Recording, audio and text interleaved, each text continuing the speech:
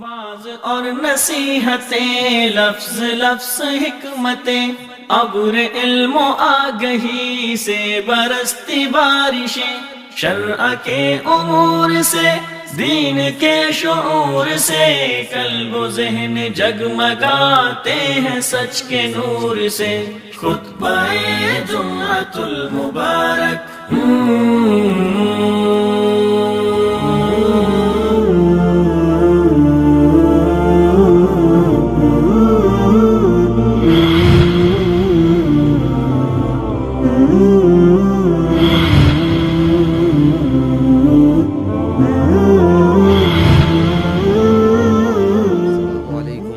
الله وبركاته.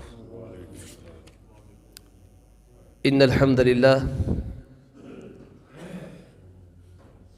نحمده ونستعينه ونستغفره ونعوذ بالله من شرور أنفسنا ومن سيئات أعمالنا. من يهده الله فلا مضل له ومن يضلل فلا هادي له. وأشهد أن لا إله إلا الله وحده لا شريك له وأشهد أن محمدًا عبده ورسوله. أما بعد فإن خير الحديث كتاب الله وخير الهدي هدي محمد صلى الله عليه وسلم وشر الأمور محدثاتها وكل محدثة بدعة وكل بدعة ضلالة وكل ضلالة في النار. يا أيها الذين آمنوا اتقوا الله حق تقاته ولا تموتن إلا وأنتم مسلمون. يا أيها الناس اتقوا ربكم الذي خلقكم من نفس واحدة وخلق منها زوجها وبث منهما رجالا كثيرا ونساء.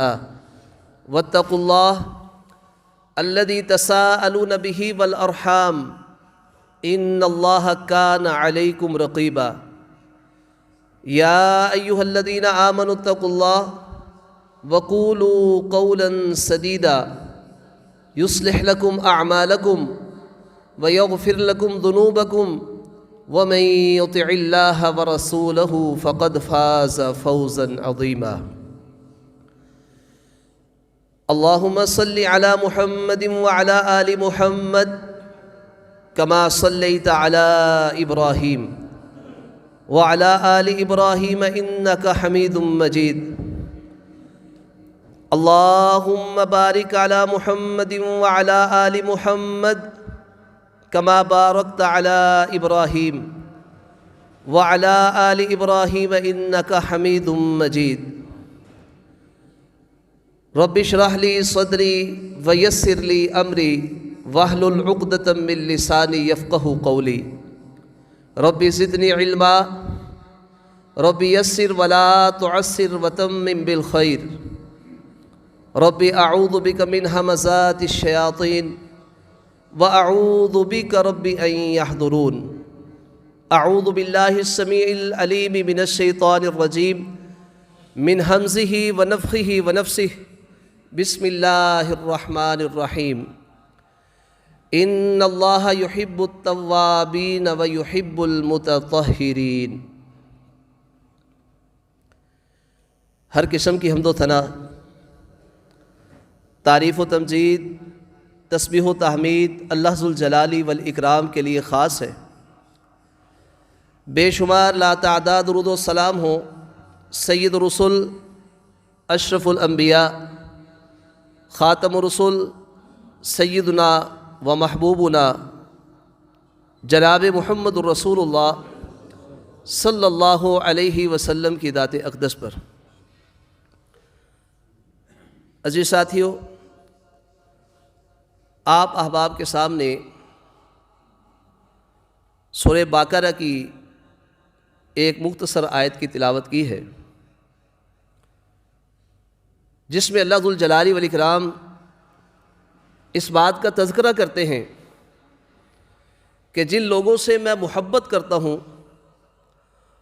ان میں دو قسم کے ایسے لوگ ہیں کہ جن کے اندر یہ دو خوبیاں پائی جائیں میں ان سے محبت کرتا ہوں۔ وہ دو خوبیاں کون سی ہیں؟ پہلی خوبی فرمایا ان اللہ یحب التوابین، یقیناً اللہ ذوالجلال والاکرام ان لوگوں سے محبت اور پیار کرتے ہیں جو لوگ بار بار اللہ کی طرف رجوع کرتے ہیں۔ اللہ کی صفت بھی تواب ہے۔ تواب کا معنی بہت زیادہ رجوع کرنے والا، اور بندوں کو بھی اللہ نے قرآن میں توابین کہا کہ جو لوگ اللہ کی طرف بار بار رجوع کرتے ہیں، ان سے گناہ ہوتے ہیں، پھر وہ اللہ کی طرف رجوع کر کے اپنے گناہوں کی معافیاں مانگتے ہیں اور توبہ کرتے ہیں، جس کا معنی یہ ہے اللہ یہ جو غلطی ہوئی ہے اس پہ میں نادم ہوں، اس کی آپ سے میں معافی مانگتا ہوں، اور اللہ آئندہ سے میں یہ گناہ نہیں کروں گا۔ یہ توبہ ہے۔ اور اگر اس گناہ کا تعلق کسی شخص کے ساتھ ہو، اس پہ ظلم کیا، اس سے معافی مانگے، اس کا مال ناجائز طریقے سے کھایا ہے تو اس کو واپس کرے، وراثت کی صورت میں اس کے اوپر قبضہ جمایا ہوا ہے، اس کا جو حصہ بنتا ہے اس کو ادا کرے، تو پھر انسان یہ توابین کی لسٹ میں آئے گا۔ آج ہم ممبروں پہ اور باہر کھلے میدانوں میں اللہ سے بارش کی دعائیں کر رہے ہیں، استغفار بھی کر رہے ہیں، لیکن بارشیں نہیں ہو رہی۔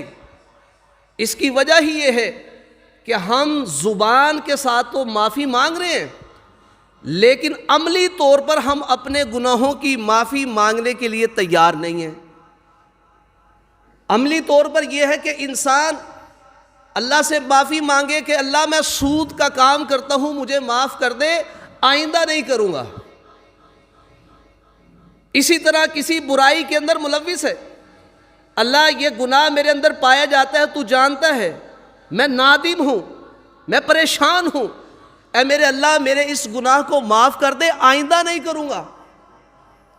اگر کوئی آدمی چوری کر رہا ہے، وہ اللہ سے معافی مانگے اور کہے اللہ میں اپنے اس گناہ پہ نادم ہوں، میں تجھ سے معافی مانگتا ہوں، آئندہ یہ کام نہیں کروں گا۔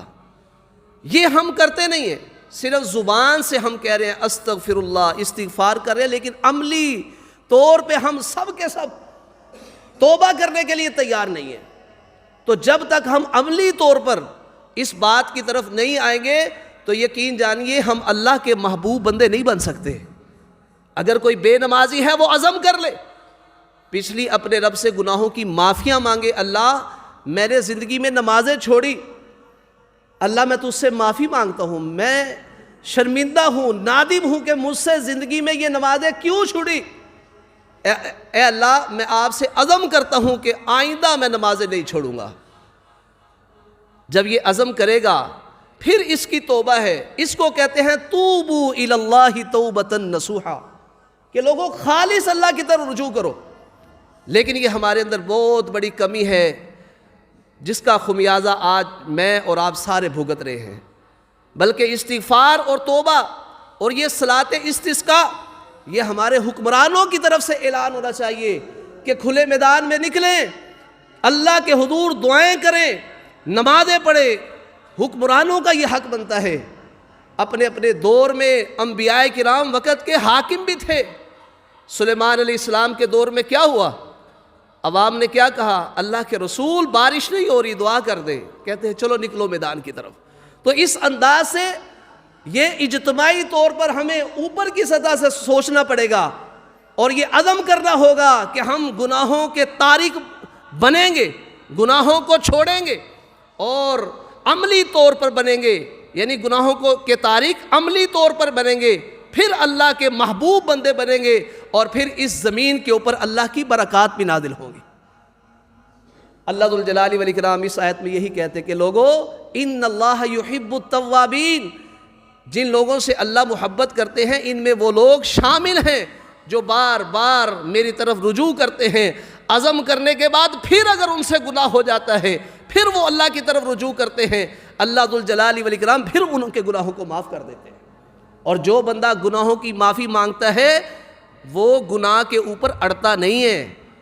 ایک آدمی نے گناہ کیا، پھر اللہ سے معافی مانگی اور نہ کرنے کا عزم کیا، یہ گناہ پہ اڑا نہیں، پھر کچھ دن گزرے، مہینہ 2 مہینے، پھر اس سے غلطی ہو جاتی ہے، لیکن جب یہ معافی مانگتا ہے اس وقت خالص مانگتا ہے، پھر دوبارہ ہو جاتی ہے، پھر یہ اللہ کی طرف رجوع کرتا ہے۔ اللہ کہتے ہیں اعلم عبدی ان لہ ربا، میرے بندے کو پتہ چل گیا اس کا کوئی پروردگار ہے جو گناہوں کی وجہ سے پکڑتا بھی ہے اور گناہوں کو معاف بھی کرتا ہے۔ میرے بندے جا، میں نے تیرے گناہ کو معاف کر دیا۔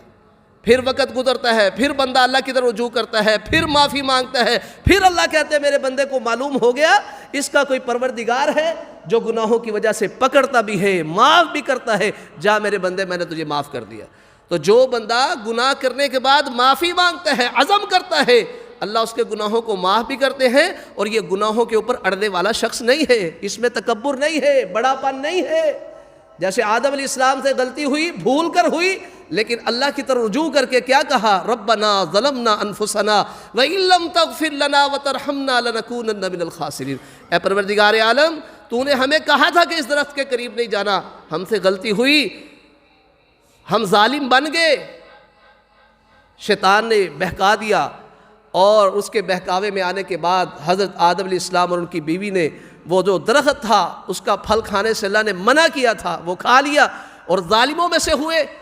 قرآن کے اندر یہ بات ہے کہ اللہ نے کہا تھا کہ تم نے اس درخت کے قریب نہیں جانا وگرنہ تم ظالموں میں سے ہو جاؤ گے۔ تو کہنے لگے اللہ جو لوگ ظالم ہیں ان میں ہمارا شمار ہو چکا ہے، لیکن اگر تو نے ہمیں معاف نہ کیا، ہمارے اوپر رحمت نہ کی، تو ہم خسارہ پانے والوں میں چلے جائیں گے۔ تو اس لحاظ سے میرے بھائیوں ہمارا بھی حق بنتا ہے کہ ہم سے غلطیاں ہو گئی، اللہ کی طرف رجوع کریں اور اللہ سے ہم اپنے گناہوں کی معافیاں مانگیں، اور گناہوں کو عملی طور پر چھوڑنے کا اپنے رب سے عزم کریں، پھر انشاءاللہ خیر ہوگی، برکات ہوگی، اللہ کے محبوب بندے بنیں گے۔ اللہ ذوالجلال والاکرام ایسے لوگوں سے پیار کرتے۔ حالانکہ انسان سے غلطی ہو جائے، کوئی انسان غلطی کر لے اور بندہ دوسرے سے معافی مانگے نا، کہتے ٹھیک ہے یار میں نے تجھے معاف کیا، لیکن گل پہلے والی نہیں رہی، اب بات اس طرح کی نہیں رہی، ٹھیک ہے سلام دعا ہوگا، ملنا جلنا ہوگا، لیکن وہ ہمارا جو پہلے دعوتوں والا سلسلہ تھا، ہر وقت آنے جانے والا، لینے دینے والے معاملات تھے، اب وہ نہیں ہوں گے۔ بارہ میرے معاف کر دیے، نہیں یار دل کو میرا دل بھی صاف ہے یار، لیکن بات اس طرح کی نہیں ہے۔ لیکن قربان جانیے اس بات پر کہ اللہ ذوالجلال والاکرام کی طرف جب بندہ رجوع کرتا ہے، گناہ کر کر کے پھر اللہ کی طرف رجوع کرتا ہے اور اللہ سے اپنے گناہ کی معافی مانگتا ہے، اللہ ذوالجلال والاکرام پھر اس کے گناہوں کو معاف ہی نہیں کرتے، بلکہ اللہ فرماتے ہیں ان اللہ یحب التوابین، ایسے لوگوں سے میں محبت کرنی شروع کر دیتا ہوں۔ کہ ہم انسان ایک دوسرے کو معاف کر کے بھی دل صاف نہیں کرتے، ہم کہتے ہیں اب فرق پڑ گیا جی، وہ بات نہیں رہی، لیکن اللہ ذوالجلال والاکرام معاف کرنے کے بعد بندے سے محبت شروع کر دیتے ہیں، پیار شروع کر دیتے ہیں۔ تو میرے بھائیوں ہم سب کو اس لسٹ میں آنا چاہیے کہ جن لوگوں سے اللہ ذوالجلال والاکرام محبت کرتے ہیں۔ اور دوسرا جو اللہ ذوالجلال والاکرام نے اس آیت میں تذکرہ کیا، فرمایا وَيُحِبُّ الْمُتَطَهِّرِينَ، طہارت اختیار کرنے والے، پاکیزہ رہنے والوں سے اللہ محبت کرتے ہیں۔ اب یہاں پاکیزگی اور صفائی ستھرائی دونوں میں فرق ہے۔ حدیث رسول ہے، آپ نے فرمایا الطہور شطر الایمان، پاکیزگی ایمان کا آدھا حصہ ہے، پاکیزگی ایمان کا آدھا حصہ ہے۔ آپ دیکھتے ہیں سکولوں کالجوں میں یہ لکھی ہوتی ہے حدیث، معنی کیا ہوتا ہے صفائی ستھرائی ایمان کا آدھا حصہ ہے۔ صفائی ستھرائی پتہ کیا ہے؟ میرے کپڑے صاف ستھرے پہن لیے، جیکٹ پہن لی، ٹوپی صاف ستھری پہن لی، جرابیں صاف ستھری پہن لی، یہ ہوگی صفائی ستھرائی۔ اور اگر کوئی شخص صاف کپڑے پہن کر آپ دیکھیں وہ کسی دیوار کے پاس بیٹھا ہوا پیشاب کر رہا ہے اور اس نے اس پیشاب کو صاف نہیں کیا، دھویا نہیں، وہاں پہ ڈھیلے استعمال نہیں کیے، اب اس نے اسی طرح اپنا لباس اوپر کیا، اس کو باندھ لیا، تو اب دیکھنے میں تو بندہ بڑا صاف ستھرا نظر آ رہا ہے، چہرے کے اعتبار سے، کپڑوں کے اعتبار سے، جرابوں کے اعتبار سے بڑا بہترین ہے، لیکن ہم سمجھے اس سے اللہ محبت کر رہے ہیں؟ یہ اللہ کے ہاں صاف ستھرا ہمارے ہاں ہے، اللہ کے ہاں یہ پاکیزہ نہیں ہے، شریعت میں یہ پاکیزہ ہے ہی نہیں۔ اللہ ذو الجلال والاکرام محبت کن سے کرتے ہیں؟ متطہرین، طہارت اختیار کرنے والوں سے محبت کرتے ہیں۔ طہارت دو طرح کی ہوتی ہے، ایک عقیدے کے اعتبار سے طہارت، اس سے بھی انسان نے پاک ہونا ہے۔ مثال کے طور پر انسان کفر اور شرک کرتا ہے، کفر اور شرک ایک ایسی نجاست ہے جس کے ساتھ یہ لگی ہوئی ہے، وہ بندہ پلید ہے۔ وہ بندہ کیا ہے؟ حکمی طور پر پلید ہے، اللہ نے اس پہ حکم لگا دیا پلید ہے۔ یہ نہیں کہ آپ اس کو ہاتھ لگائیں گے آپ کے ہاتھ پلید ہو جائیں گے، لیکن وہ پلید ہے۔ اس لیے کہا اے ایمان والو یہ بات یاد رکھو، انما المشرکون نجس، مشرک آدمی پلید ہے۔ فلا یقرب المسجد الحرام بعد عامہم ھذا، اس سال کے بعد مسجد حرام میں یہ مشرک داخل نہیں ہو سکتا، قریب بھی نہ جائیں۔ کیوں؟ اللہ نے اس گھر کی تعمیر ابراہیم علیہ السلام سے کروائی، اور ابراہیم علیہ السلام کو کہا تھا طہر بیتیا، میرے اس گھر کو پاک کرو، میرے اس گھر کو پاک کرو۔ اور یہ مشن پاکیزگی والا محمد رسول اللہ صلی اللہ علیہ وسلم کے دور میں آ کے مکمل ہوا، اور اللہ ذو الجلال والاکرام نے مشرک جو نجس ہے اس کو بیت اللہ کے اندر جانا منع کر دیا، کیونکہ وہ پلید ہے۔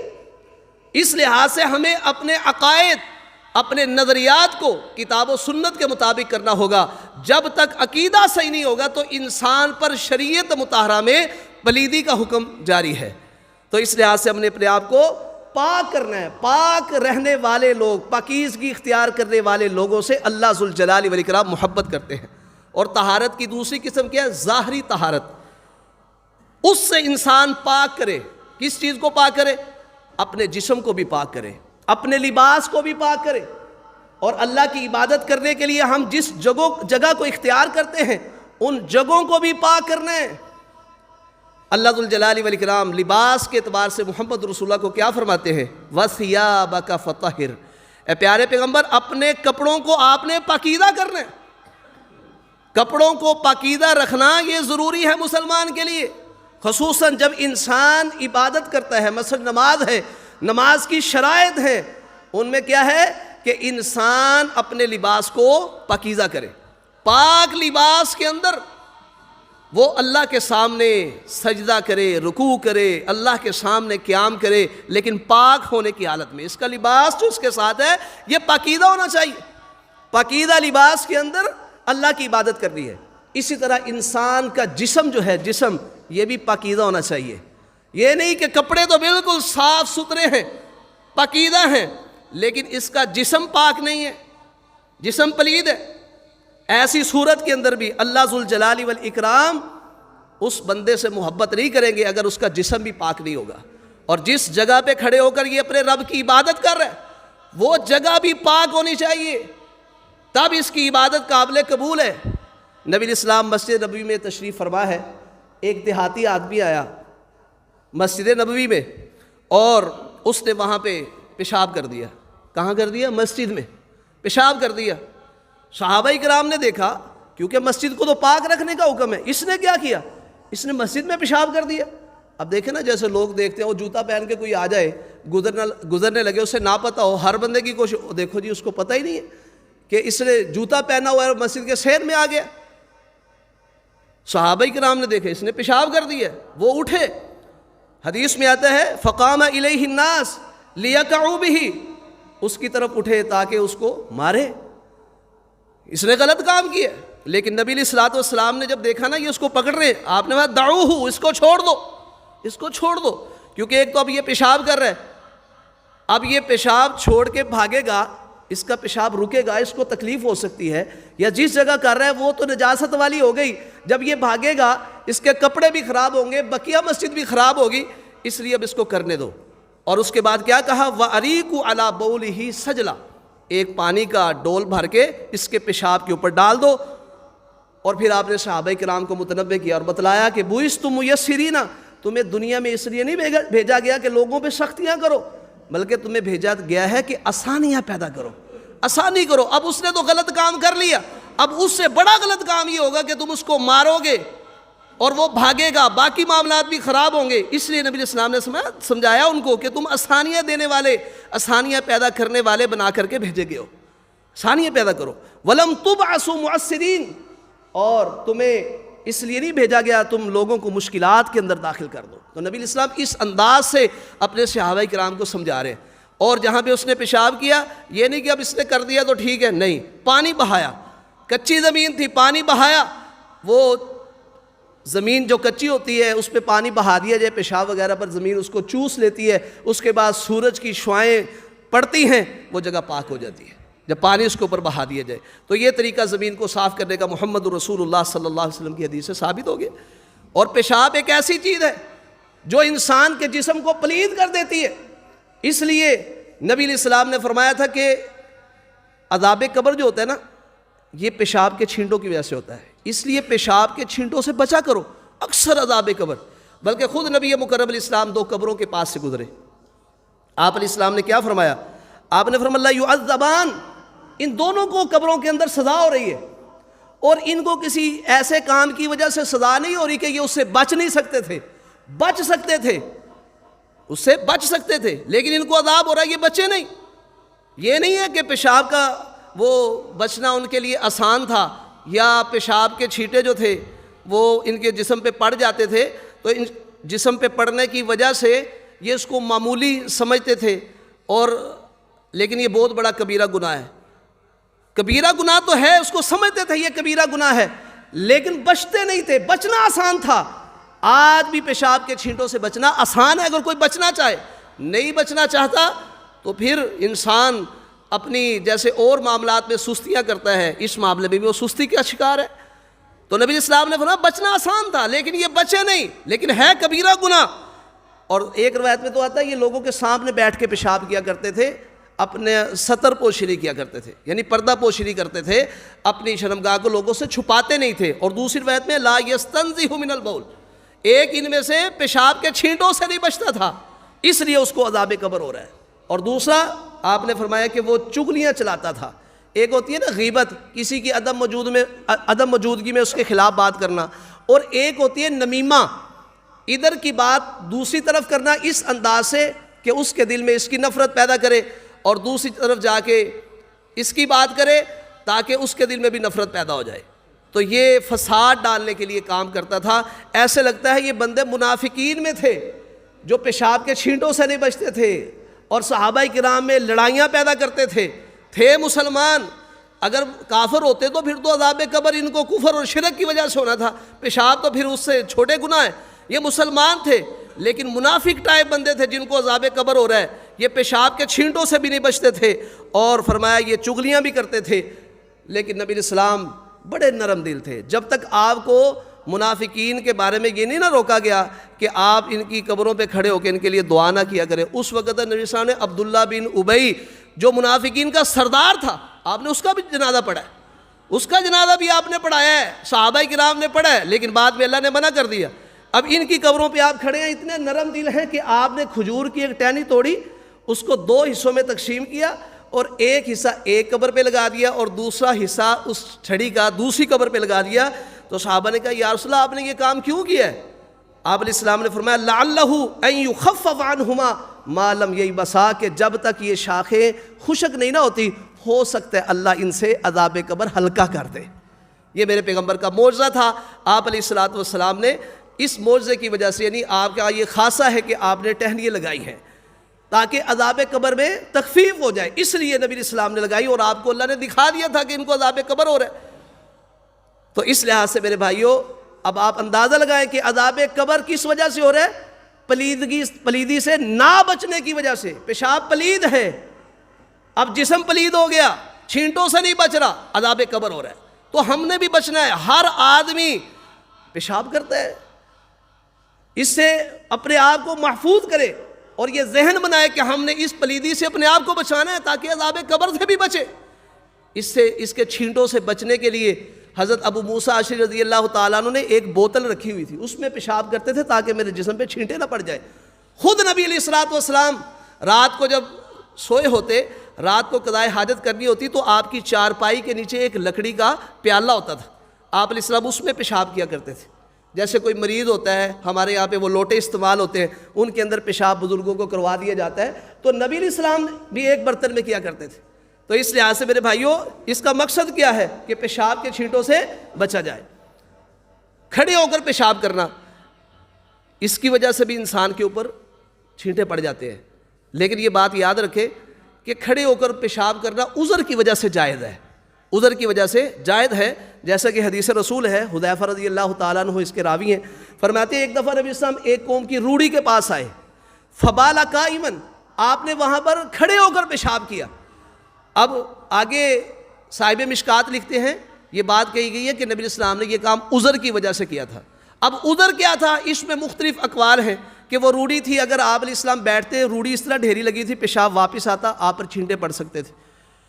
ایک قول ابن حجر اسقلانی رحمہ اللہ نے یہ لکھا ہے کہ نبی اسلام کی کمر میں درد تھا اس وجہ سے، اور اطباء بھی کہتے ہیں اگر کمر میں درد ہو، کسی کی کمر میں درد ہو، اگر وہ کھڑے ہو کر پیشاب کرے، اس دوران آپ چھینٹوں سے بچنے کی کوشش کریں، اگر کوئی کر لے تو یہ جائز ہے، کیونکہ نبی اسلام سے ثابت ہے، لیکن عام معمول کے اندر نہیں۔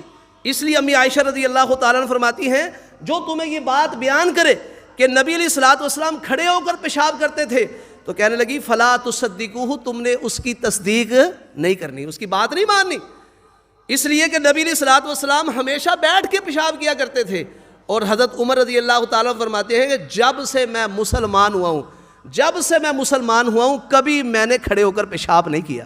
تو اصل کیا ہے، پیشاب بیٹھ کے کرنا چاہیے، اگر کوئی عذر لاحق ہو جائے تو کھڑے ہو کر کرنے کی اجازت ہے، اگر کوئی عذر ہو، بغیر عذر کے نہیں، لیکن صورتحال یہ ہے کہ ہم نے اس وقت بھی پیشاب کے چھینٹوں سے بچنا ہے، لیکن آج ہم پیشاب کے چھینٹوں سے بچنے کی کوشش نہیں کرتے۔ بچے جہاں کر دیں گھروں کے اندر، مائیں اس کا دھیان نہیں کرتی کہ گھروں کے اندر بچے بیڈ پہ کر دیتے ہیں، ان چیزوں کا خیال کریں، ہر ممکن کوشش کریں کہ آپ کے ذہن میں یہ بات آ جائے کہ ہمارا یہ کپڑا، ہماری یہ چیز صاف اور ستھری ہو چکی ہے۔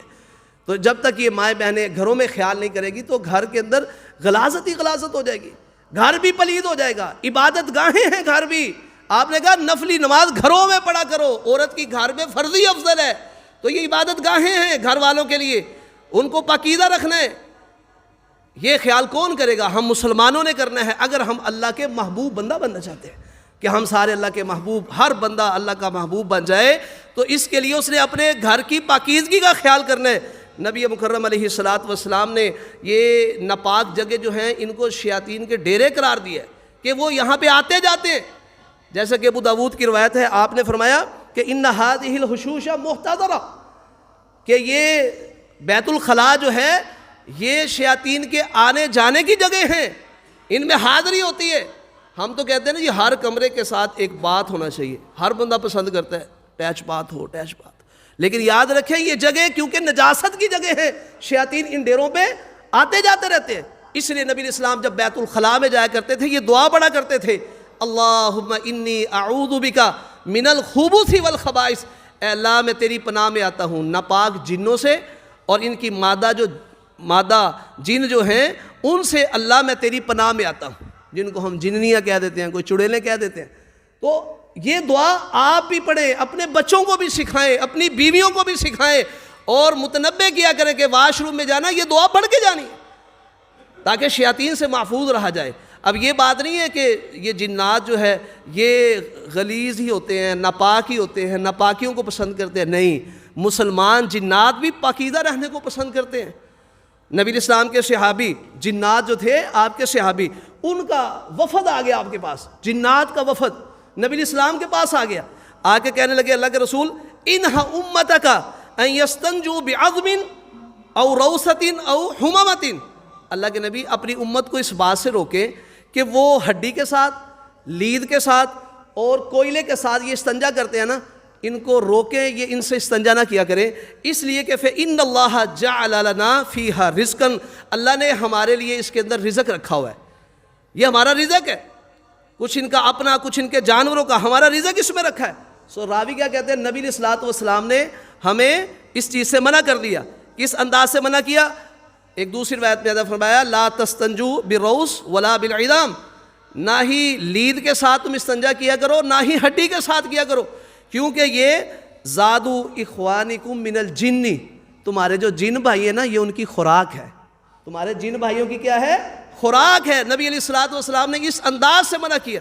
اسی طرح ایک دوسری حدیث ہے، آپ نے فرمایا تھا رویفہ بن ثابت رضی اللہ تعالیٰ عنہ کو، اے رویفہ ہو سکتا ہے کہ تمہاری عمر لمبی ہو، اور لوگوں کو تم نے یہ خبر ضرور دینی ہے کہ جس شخص نے اپنی داڑھی کو گرہ لگائی، جیسے عورتیں اپنے بالوں کی مینڈیاں کرتی ہیں ایسے داڑھی کی مینڈیاں کر دینا، یا داڑھیوں کو ایسے گنجل دے کے اندر داخل کر لینا، جس نے یہ عقد کی صورتیں ہیں ساری، فرمایا جس نے اپنی داڑھی کو عقد لگایا، گرہ لگائی، او تقلد وترن، یا اس نے تانت، کمان ہوتی ہے نا تیر کمان، اس کا جو دھاگا ہوتا ہے، جب یہ پرانا ہو جایا کرتا تھا نا تو عرب کے لوگ مشرکین جو تھے یہ وہ دھاگے اپنے جانوروں کی اور بچوں کی گردنوں میں ڈال دیا کرتے تھے، اس لیے کہ ان کو نظر نہ لگے۔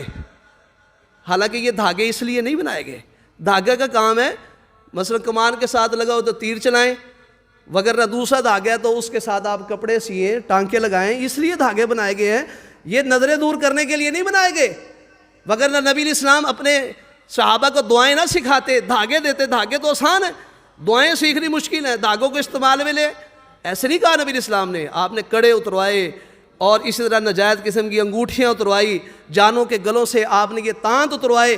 تو نبی علیہ السلام نے فرمایا جس نے یہ تانت لٹکایا اور فرمایا اوستنجا برجیع دابۃ او عظم، یا جس نے جانور کی لید کے ساتھ یا ہڈی کے ساتھ اس نے استنجا کیا، آپ علیہ السلام نے کیا فرمایا؟ فرمایا فَإِنَّ مُحَمَّدًا مِّنْهُ بَرِيءٌ، محمد صلی اللہ علیہ وسلم یہ تینوں کام کرنے والوں سے بیزار ہیں، بری ہیں، میرا ان کے ساتھ کوئی تعلق نہیں ہے، آپ ان سے بیزاری کا اعلان کر رہے ہیں۔ تو میرے بھائیوں اس لیے کہ یہ جنات کی اللہ نے ان ہڈیوں کے اندر خوراک رکھی ہوئی ہے، اللہ ذوالجلال والاکرام نے، تو معلوم ہوا کہ جنات بھی پاکیزگی کو پسند کرتے ہیں، وہ نہیں ہے کہ غلاظت لگی ہو تو ہم کھا لیں اس میں ہمارا رزق ہے، نہیں، وہ بھی پاکیزگی کو پسند کر رہے ہیں۔ وہ شیاطین ہیں جو ناپاکی والی جگہوں کو پسند کرتے ہیں اور وہاں پہ رہتے ہیں۔ حضرت سلمان فارسی رضی اللہ تعالیٰ عنہ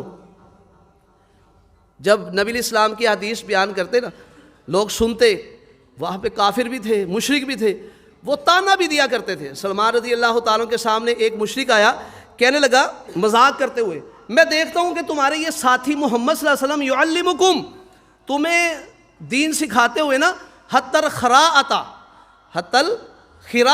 کہ تمہیں یہ بولو براز کے طریقے بھی سکھاتے ہیں کہ پخانہ کیسے کرنا ہے، پیشاب کیسے کرنا ہے، یہ تانا دیا کہ تمہیں محمد رسول اللہ اس طرح کے مسائل سکھاتے ہیں۔ تو حضرت سلمان فارسی رضی اللہ تعالیٰ ناراض نہیں ہوئے، کہنے لگے اجل بالکل صحیح بات ہے، نبی علیہ السلام نے ہمیں یہ سکھایا ہے کہ جب ہم پخانے یا پیشاب کے لیے بیٹھیں قبلہ کی طرف منہ نہ کریں، قبلہ کی طرف، یہ کھلی فضاؤں کا حکم ہے، کھلی فضا میں بیٹھا بندہ قبلے کی جانب پیٹھ یا منہ کر کے بیٹھنا جائز نہیں ہے، کیونکہ گھر کے واش روم کے اندر نبی علیہ السلام سے ثابت ہے، صحیح بخاری کی روایت ہے کہ نبی علیہ السلام نے قبلے کی جانب آپ کی پیٹھ تھی اور شام کی جانب آپ کا منہ تھا، تو جب درمیان میں رکاوٹ آ جاتی ہے تو حکم تبدیل ہو جاتا ہے۔ باقی اور بھی مفہوم اس حدیث کے بیان کیے گئے ہیں، لیکن بہرحال رکاوٹ کے اندر ایسے کیا جا سکتا ہے، خود رسول اللہ سے ثابت ہے۔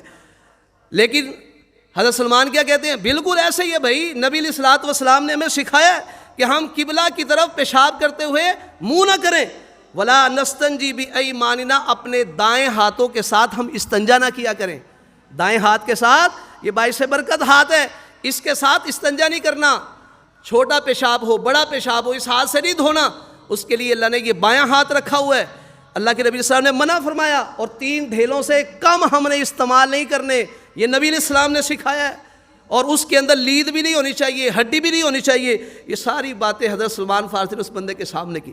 تو اگر کوئی مذاق اڑائے نا اس وقت فوراً جوش میں نہیں آ جانا چاہیے، ذرا حوصلہ کرنا چاہیے، یہ حوصلے کی باتیں ہیں۔ سلمان رضی اللہ تعالیٰ عنہ کہتے ہیں بالکل بات ایسی ہے، بالکل نبی علیہ السلام، وہ تو مذاق کر رہا تھا، یہ کہنے لگے بالکل ایسی ہے، رسول اللہ صلی اللہ علیہ وسلم ہمیں یہ چیزیں سکھایا کرتے تھے۔ تو نبی مکرم علیہ السلام نے ایک دفعہ خود یہ بات کہی تھی، اے میرے صحابہ میں تمہارے لیے اس طرح ہوں جس طرح والد اپنی اولاد کے لیے ہوتا ہے، اعلمکم، میں تمہیں دین سکھاتا ہوں، جس طرح والد اپنی اولاد کو سکھاتے ہیں نا، بارہ ہم جیسے والد تو سختیاں کرتے ہیں نا، نبی علیہ الصلوۃ والسلام جس طرح کے والد بہترین اخلاق والے، دیکھیں حضرت انس رضی اللہ تعالیٰ 10 سال خدمت کر کے کیا کہہ رہے ہیں کہ اگر نبی علیہ السلام کے سامنے میں نے کوئی ایسا کام کر لیا ہوتا جس کو جو یعنی ناپسندیدہ ہوتا، آپ نے مجھے کبھی نہیں کہا یہ کام تو نے کیوں کیا ہے، یا آپ صلی اللہ علیہ وسلم کہتے یہ کام کرو، میں نے اگر نہ کیا ہوتا تو آپ یہ نہیں کہتے تھے کیوں نہیں کیا، ہم تو سارا کچھ کر جاتے ہیں نا، ایک ہی ساری زندگی کام کرتے ہیں، کسی ایک موقع پہ نہ بھی کرے نا تو ساری محنتوں پہ پانی پھیر دیا جاتا ہے۔ تو بہرحال نبی مکرم علیہ الصلوۃ والسلام فرما رہے ہیں کہ میں تمہارے سامنے اس طرح ہوں جس طرح والد اپنی اولاد کے لیے ہوتا ہے، युअल्लिमुकुम, मैं तुम्हें उअल्लिमुकुम दीन सिखाता हूँ। और फरमाया इज़ा अतैतुमुल गाइद, जब तुम कदाए हाजत के लिए आओ तो किबले की तरफ मुंह भी ना किया करो और पीठ भी ना किया करो। इस अंदाज से मोहम्मद रसूलुल्लाह सल्लल्लाहु अलैहि वसल्लम ने हमें कदाए हाजत के तरीके बतलाए ताकि इंसान का जिस्म क्या रहे, पाक रहे। आज अगर देखें पानी के साथ इस्तिंजा करना चाहिए, ये सबसे बेहतरीन तरीका है। अगर ये मुयस्सर ना आए तब ढेले इस्तेमाल करने चाहिए। अगर वो भी ना हो, असल मकसूद सफाई है, पाकीदगी है, अगर वो टिशू के साथ या कपड़े के साथ हासिल हो सकती है वो करनी है। लेकिन ये नहीं कि पेशाब किया ऐसे उठ जाएं ताकि कपड़े पलीद हो जाएं। नबी मुकर्रम अलैहिस्सलाम पर उतरने वाली वही में अल्लाह जुल जलाली वल इकराम फरमाते हैं फ़ीहि रिजालुन युहिब्बूना अन यततहरू वल्लाहु युहिब्बुल मुत्तहिरीन। अल्लाह जुल जलाली वल इकराम इस मस्जिद में जिसकी बुनियाद तकवे पर रखी गई है, कुबा मस्जिद, मस्जिद नबवी भी इसमें शामिल है, कि इसमें कुछ ऐसे लोग हैं कि वो पसंद करते हैं कि पाकीज़गी इख्तियार करें, और अल्लाह जुल जलाली वल इकराम पाकीज़गी इख्तियार करने वालों से मोहब्बत करते हैं। नबी इस्लाम ने पूछा, ए मेरे सहाबा, ए अंसार की जमात, अल्लाह जुल जलाली वल इकराम तुम्हारी तारीफ़ें कर रहे हैं कि तुम्हारी पाकीज़गी के बारे में तुम्हारा क्या अमल है? वो कहने लगे, अल्लाह के रसूल, न तवज़्ज़उ लिस्सलाह, नमाज का वक़्त होता है हम वज़ू करते हैं, और इसी तरह नग़्तसिलु मिनल जनाबा, जनाबत का हम गुस्ल करते हैं, जनाबत का हम गुस्ल करते हैं, नमाज के लिए वुदू करते हैं, जनाबत के लिए हम गुस्ल करते हैं, वनस्तंजी बिलमा, और हम पानी के साथ इस्तंजा करते हैं। नबी इस्लाम ने फरमाया फ़हुव ज़ालिका फ़अलैकुमुहु, वो यही बात है तो तुम इस पानी को लाज़िम इख्तियार किया करो। अब तीनों जगह पे पानी इस्तेमाल हो रहा है। पानी से जो पाकीदगी हासिल होती है ना, वो किसी और चीज़ से हासिल नहीं होती, वो उधर में है कि आपने ढेले इस्तेमाल करने हैं। अगर पानी मुयस्सर नहीं आता, वगरना पानी के साथ पाकीज़गी हासिल करो। तो मेरे भाइयों, अल्लाह ताला से दुआ है वो परवरदिगार हमें इन चीज़ों को समझने की तौफीक अता फरमाए कि हम अपने घरों को साफ पाकीज़ा रखें, अपने जिस्मों को पाकीज़ा रखें, हम अपने लिबास को पाकीज़ा रखें, और इसी तरह जिस मुकाम पे अल्लाह की इबादत कर रहे हैं उसको पाकीज़ा रखें। जब हम इनको पाकीज़ा रखेंगे तो अल्लाह जुल जलाली वल इकराम व युहिब्बुल मुतताहिरीन, पाकीज़गी इख्तियार करने वालों से क्या करते हैं, मोहब्बत करते हैं। अल्लाह ताला मुझे और आपको ऐसे लोगों में शामिल कर ले जिनसे अल्लाह जुल जलाली वल इकराम मोहब्बत करते हैं, प्यार करते हैं, और जिससे अल्लाह मोहब्बत करते हैं फिर उसको प्रोटोकॉल मिलता है। वो प्रोटोकॉल क्या है कि अल्लाह जुल जलाली वल इकराम जिब्राईल इस्लाम को बुला लेते हैं और फरमाते हैं कि फ़लाँ बंदे से मैं मोहब्बत करता हूँ, तुम भी उससे मोहब्बत करो। जिब्राईल अलैहिस्सलाम इसका ऐलान सारे फरिश्तों में कर देते हैं, और सारे के सारे फरिश्ते फिर उस बंदे से मोहब्बत शुरू कर देते हैं, हत्ता कि वो मोहब्बत दुनिया वालों के दिल में डाल दी जाती है। इसलिए बंदा कहता है जी इसकी मकबूलियत है। हम तो शोहरत पसंद करते हैं ना कि हम मशहूर हो जाएं। मेरे भाइयों, मशहूर होने की ज़रूरत नहीं, मकबूल होने की ज़रूरत है कि हम अल्लाह के मकबूल बंदे बन जाएं, फरिश्तों के मकबूल बन जाएं, उसके ईमान वाले बंदे जो हैं अल्लाह के मानने वाले, हम उनके मकबूल बन जाएं, और फिर अल्लाह हमें कबूल करके जन्नत अता कर दे। व आखिरु दावा यानी अल्हम्दुलिल्लाहि रब्बिल आलमीन।